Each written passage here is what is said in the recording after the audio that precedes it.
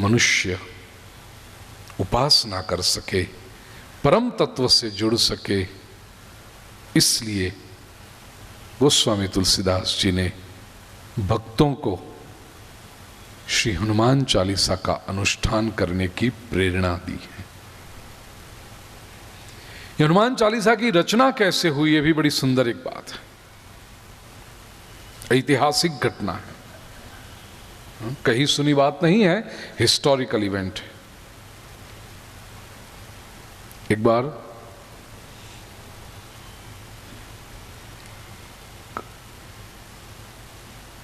एक ब्राह्मण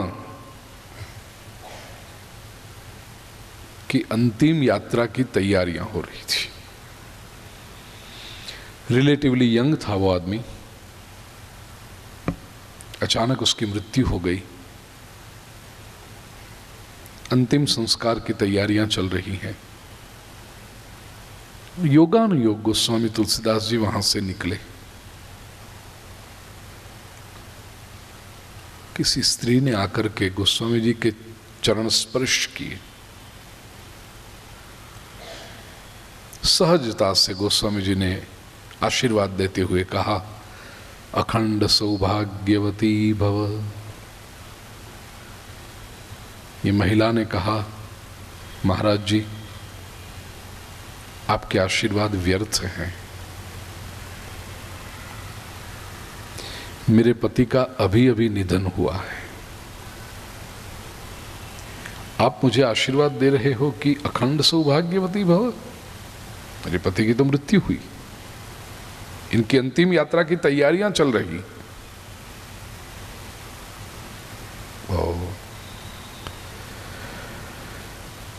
तुलसीदास जी ने कहा, मेरे मुख से निकले हुए शब्द कभी व्यर्थ नहीं होते, तुम्हारा पति जीवित होगा। तुलसीदास जी वहां गए, जितने लोग उपस्थित थे उनसे कहा, कुछ क्षणों के लिए आंख बंद करके श्रद्धा से राम नाम मंत्र का उच्चार करें। आप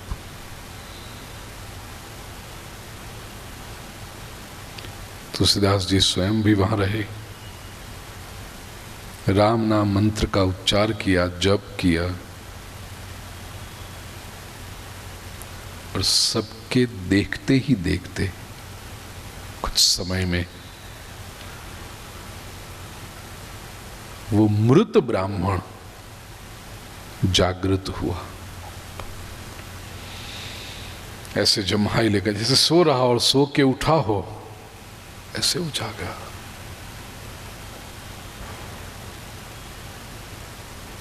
ये दृश्य आग की तरह बात फैल गई। तुलसीदास जी ने ये किया, तुलसीदास जी ने ऐसे किया। यह समाचार अकबर तक पहुंचे। किसने पहुंचाए? दो व्यक्तियों ने पहुंचाए। अकबर का वित्त मंत्री टोडरमल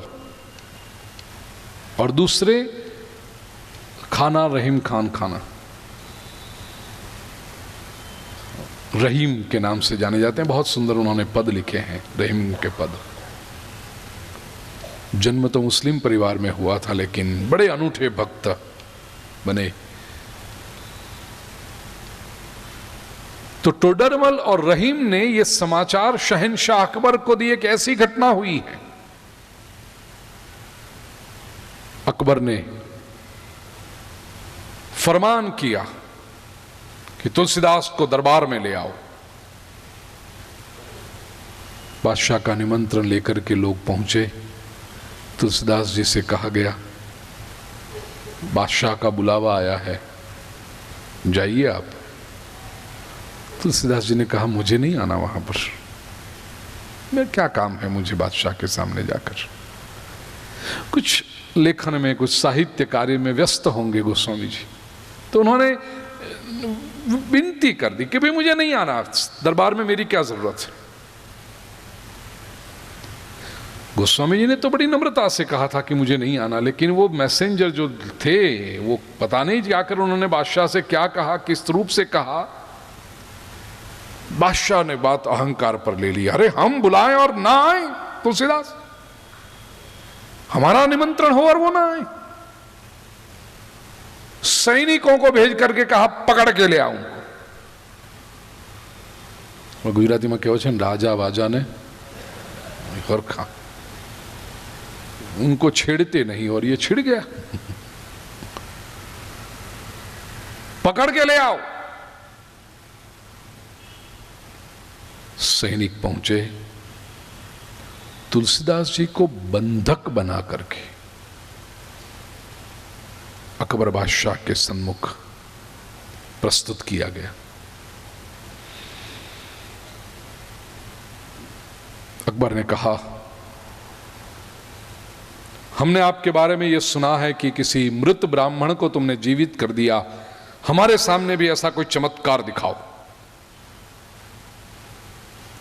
तुलसीदास जी ने कहा कि मैं कोई चमत्कार करता ही नहीं, न मैं कोई चमत्कार को जानता हूं, मैं जानता हूं केवल श्री राम को, मेरे इष्ट देव को। जो कुछ हो रहा है प्रभु राम कर रहे हैं। पहले से जो दिमाग हटा हुआ था अकबर का, तुलसीदास जी ने कहा मैं तो कोई चमत्कार करता नहीं हूं। अच्छा, मेरी आज्ञा का उल्लंघन कर रहे हो। मैं जब कहता हूं कि ये करके दिखाओ तुम दिखाते नहीं। देखते हैं अब तुम्हारे राम तुम्हारे लिए क्या करते हैं। बंद कर दो इनको जेल में। न कोई गुनाह न कोई दोष, कुछ नहीं। और अकबर ने तुलसीदास जी को जेल में बंद करने का आदेश दिया। फतेहपुर सीकरी की जेल में तुलसीदास जी को बंद कर दिया गया। तेजस्वी हैं गोस्वामी जी, उन्होंने स्वाभिमान से तय कर लिया कि ये बादशाह की जो हुक्मी के सामने मुझे झुकना नहीं।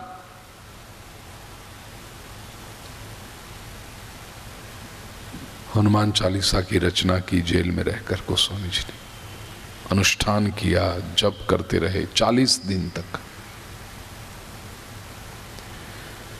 जैसे ही अनुष्ठान संपन्न हुआ, फतेहपुर सीकरी में वानरों का एक विराट समूह, अनगिनत वानर न जाने कहां से उतर पड़े और हाहाकार मचा दिया है। फतेहपुर सीकरी में ध्वंस मचाया। लोगों के घरों में घुस गए, दुकानों में, सब जगह पे, महल में। स्वयं अकबर बादशाह एक कमरे में बंद हो गया, जिसकी खिड़की दरवाजे सब बंद कर दिए गए ताकि इसको कुछ ना करे कुछ।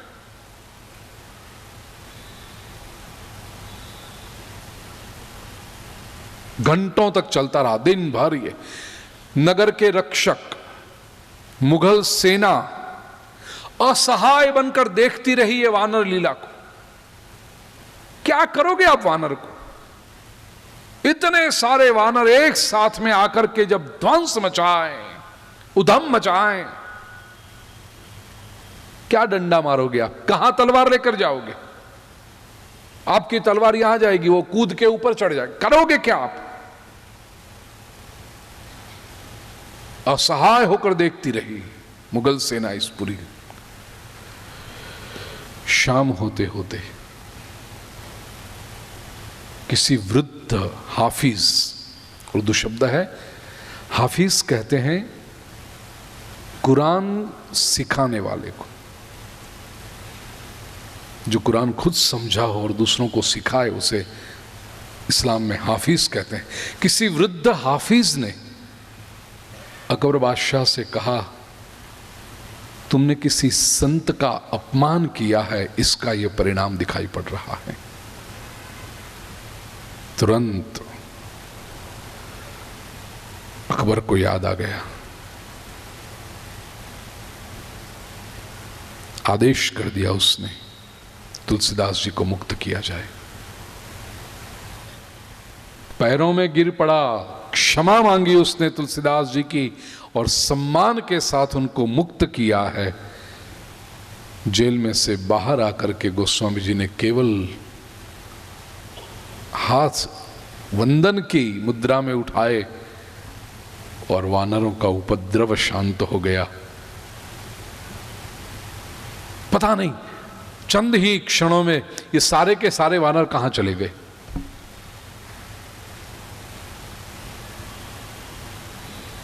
उसके बाद गोस्वामी जी ने अकबर को हमेशा के लिए फतेहपुर सीकरी छोड़ देने का आदेश किया।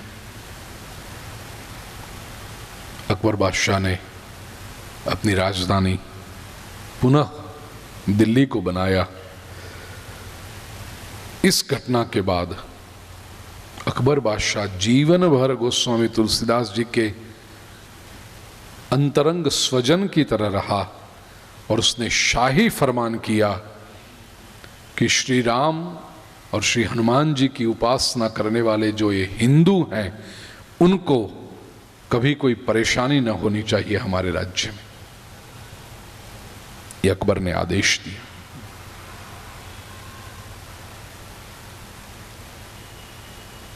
प्रसंग सुनकर आप में से बहुत सारे लोगों को ये लगता होगा कि ये कोई चमत्कार की बात बता दी, कहानी बता दी। मैं पुनः स्पष्ट करूं, ये कोई कही सुनी कहानी नहीं है, ये कोई चमत्कार की बात नहीं है, ये ऐतिहासिक घटना है। This is a historical event.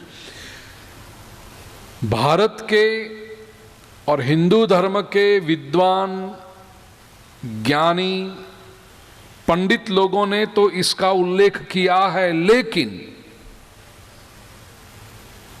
इतिहासकारों ने, और वो भी गोरे इतिहासकारों ने, मैं केवल 2 ग्रंथों के नाम दूंगा, और भी कई ग्रंथों में, लेकिन 2 ग्रंथों में, कैम्ब्रिज यूनिवर्सिटी प्रेस द्वारा पब्लिश किया गया, प्रकाशित किया गया, warrior aesthetics and Indian empires.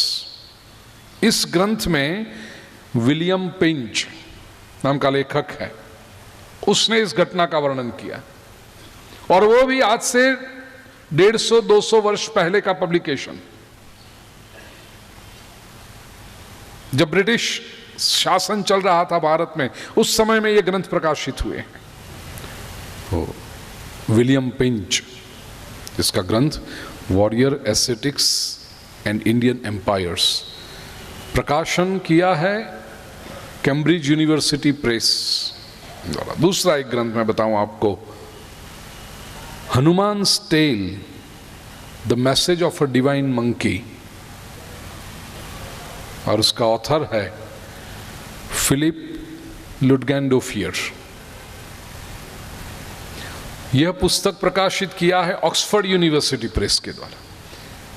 जो लोग अंग्रेजी पढ़ते होंगे उनको पता है कि ऑक्सफोर्ड यूनिवर्सिटी, कैम्ब्रिज यूनिवर्सिटी ऐसे हैं जो लोग केवल वहां का प्रकाशन है वो देख करके उसकी ऑथेंटिसिटी हो जाती।